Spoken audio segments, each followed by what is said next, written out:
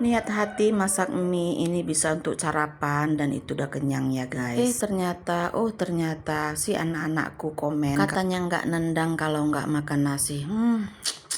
Di awal cerita ini pagi-pagi aku udah pulang belanja. Lanjut aku tingkringin isi kuali, isi air juga minyak makan dikit. Di sini aku mau rebus mie lidi. Kalau kalian ini bilangnya mie apa ya? Kalau aku sih bilangnya mie lidi. Dan ini aku nggak beli ya, tapi aku dikasih sama ponakan. Sebenarnya ini mie-nya ngasihnya udah ada berapa hari, tapi baru sempet aku masak sekarang. Sebenarnya keluarga aku ini kurang ya sama mie lidi ini. Mereka tuh sukanya mihun atau mie jagung. Nah kalau sudah seperti ini tandanya udah mateng ya. Lanjut ini mau aku cuci, lanjut ditiriskan. Nah di sini mie-nya kita cuekin dulu dengan kuali yang sama. Ini lanjut aku mau rebus ayam. Tapi kalian jangan salpok. Ini kuali udah aku cuci ya. Nah lanjut di sini aku mau ambil stok bumbu marinasi yang sebelumnya udah aku beli. Dan seperti biasa aku belinya dari online loh guys.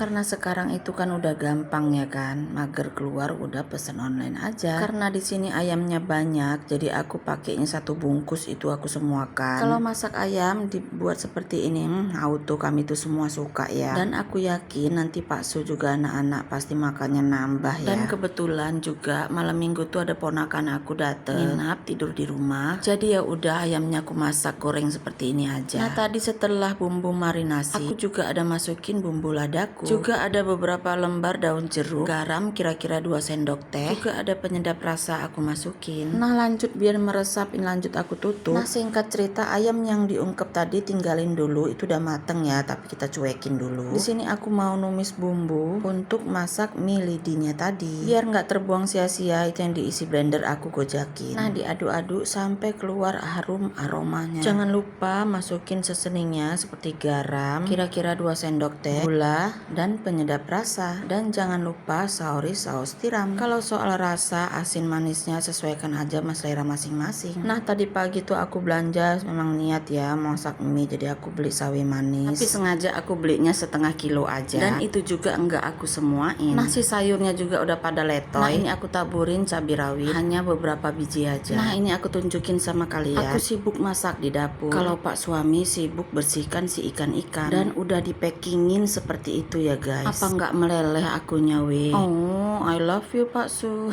Beliau tuh selalu bantu aku di saat-saat aku tuh lagi sibuk weh. Nah lanjut kita kembali ke video. Setelah sawi manis ini aku masukin toge dikit. Lanjut ini mie-nya tadi yang udah direbus masuk. Lanjut diaduk-aduk sampai merata dengan si bumbu. Masak mie itu nggak abdol ya kalau nggak pakai kecap. Nah di sini aku tuh hampir aja kelupaan masukkan si bumbu yang satu ini, merica bubuk. Nah kira-kira penampakannya udah seperti ini. Lanjut ini aku masukin taburan daun bawang. Nah ini dia masya Allah mie lidi aku udah mateng. Dan saat waktu masak mie ini aku udah lapar kali ya guys. Tapi lihat keadaan dapur aku yang berantakan seperti ini weh.